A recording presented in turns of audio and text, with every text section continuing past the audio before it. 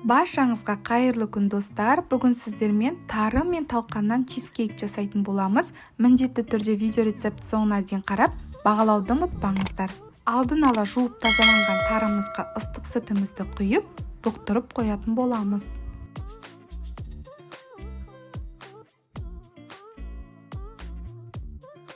Чизкейкке тесто жасайтын боламыз. Ыдысымызға талқанымызды салып, сахарный пудрамызды салып, ертілген сары майымызды құйып, лопатканың көмегімен жақсылап араластырып, біріктіретін боламыз.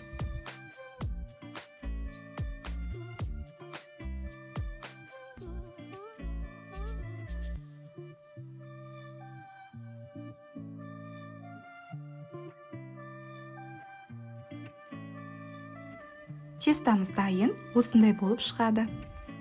Алдын ала кольцодан осындай форма жасап алдым. Тестамызды салып, жақсылап нығыздап, жан-жағына бортик жасайтын боламыз.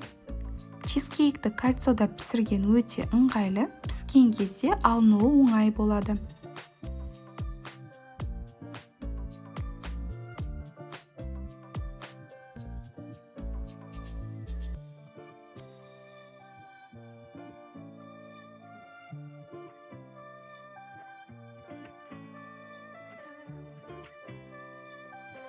Тестамыз дайын, осындай болып шығады. Салмасын жасағанша холодильникке салып қоямыз.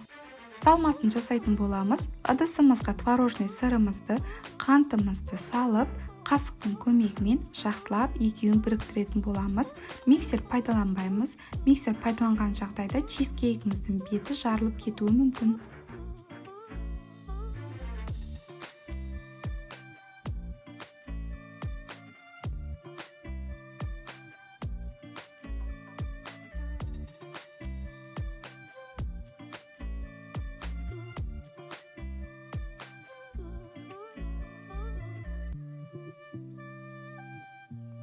Қантымызды ертіп алған соң жұмыртқамызды салып, жақсылап араластырамыз.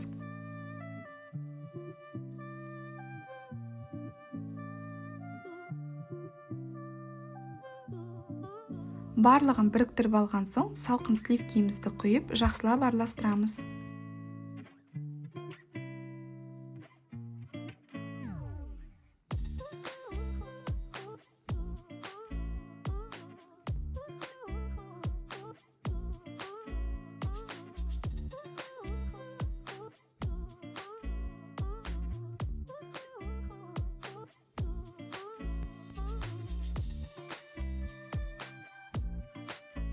Барлығын араластырып болған соң, бұқтырылы тұрған тарымызды салып, араластырамыз.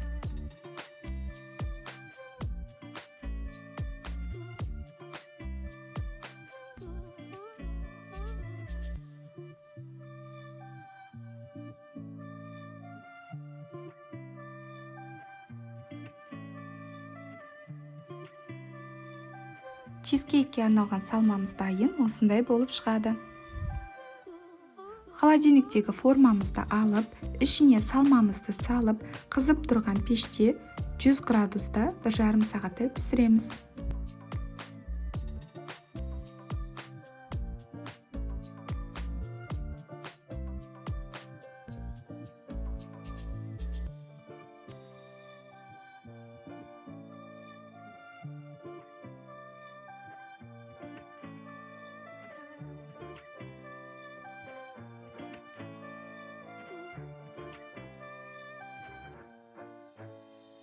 Бір жарым сағатымыз өтті. Чизкейкіміз осылай піседі. Жақсылап суытып, 2-3 сағатқа холодильникке қойып қоямыз. Қазақи нақыштағы чизкейкіміз дайын, өте дәмді болып шығады. Міндетті түрде осы рецептпен жасап, жақындарыңызды таң қалдырыңыз. Видео рецепт сізге ұнаған болса, лайк басып, комментария қалдырып, каналға тіркелуді ұмытпаңыз. Сіздермен алда өте қызықты рецепттермен бөлісетін боламын. Сіздермен бірге болған Дина, назарларыңызға рахмет.